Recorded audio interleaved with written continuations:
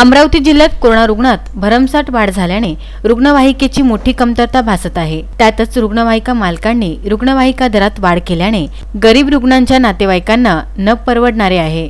यातच नगरसेवक दिनेश भूप यांनी रुग्णवाहिका दरात वाढ कमी करण्याकरिता काही दिवसांपूर्वी प्रादेशिक परिवहन अधिकाऱ्यांना निवेदन दिले होते। यामध्ये प्रादेशिक परिवहन अधिकाऱ्यांनी नियमावली तयार करून खासगी रुग्णवाहिकेचे दर कमी केल्याने आता रुग्णवाहिका मालक चालकात असंतोष निर्माण झाला। त्यामुळे गुरुवारी सर्व रुग्णवाहिका प्रादेशिक परिवहन विभागात जमा करून रुग्णवाहिका बंद करण्यात आल्या। याचाच परिणाम अमरावती जिल्ह्यातील रुग्णांवर झाला आहे।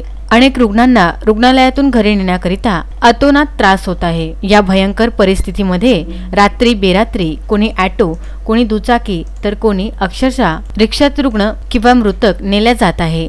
अशा वेळेस शासनाच्या निधीतून आमदार, खासदार यांच्या कोट्यातील रुग्णवाहिका ज्या संख्यांना दिली आहे त्या त्वरित बोलावून घ्यावे, याबाबतचे निवेदन शिवसेना सहसंपर्क प्रमुख प्रवीण हरमकर यांच्या नेतृत्वात जिल्हाधिकारी शैलेश नवाल यांना दिले आहे। सर्व रुग्णवाहिकेचे मोबाईल मीडियाच्या माध्यमातून प्रकाशित करण्यात याव्या, जेणेकरून रुग्णांच्या नातेवाईकांना रुग्णवाहिकेची मदत मिळेल। अशा रुग्णवाहिका जिल्हा सामान्य रुग्णालय, पीडीएमसी, जिल्हा स्त्री रुग्णालय समोर उभ्या करण्यात याव्या अशी मागणी सुद्धा करण्यात आली। यावर प्रादेशिक परिवहन अधिकाऱ्यांना भेटून रुग्णवाहिकेच्या दराबाबत चर्चा करून तोडगा काढण्याचे आश्वासन जिल्हाधिकारी शैलेश नवाल यांनी दिले आहे। निवेदन देतेवेळी शिवसेना सहसंपर्क प्रमुख प्रवीण हरमकर, जिल्हा प्रमुख श्याम देशमुख, माजी नगरसेवक रामा सोळंके, गोविंद दायमा, पृथ्वीराज सिंह, पप्पू मुनोत, संजय पुरवार सह अनेक शिवसेना पदाधिकारी उपस्थित होते। संपूर्ण महाराष्ट्रात नव्हे तर पूर्ण देशामध्ये कोरोनाचं थैनात माजलेलं आहे। त्या कोरोनाच्या थैनात माजल्याच्या वेळेस आजची जी परिस्थिती अमरावती जिल्ह्याची आहे त्यामध्ये अमरावती जिल्ह्यामधल्या सगळ्या प्रायव्हेट ॲम्ब्युलन्स बंद आहे। ते स्ट्राईकवर गेले। ॲम्ब्युलन्स ही सेवा ही अत्यंत गरजेची असते आणि ती कधी बंद करता येत नाही। की प्रायव्हेट असो का कोणाची असो, कारण की गव्हर्नमेंट त्यांना सगळ्या सवलती देतात।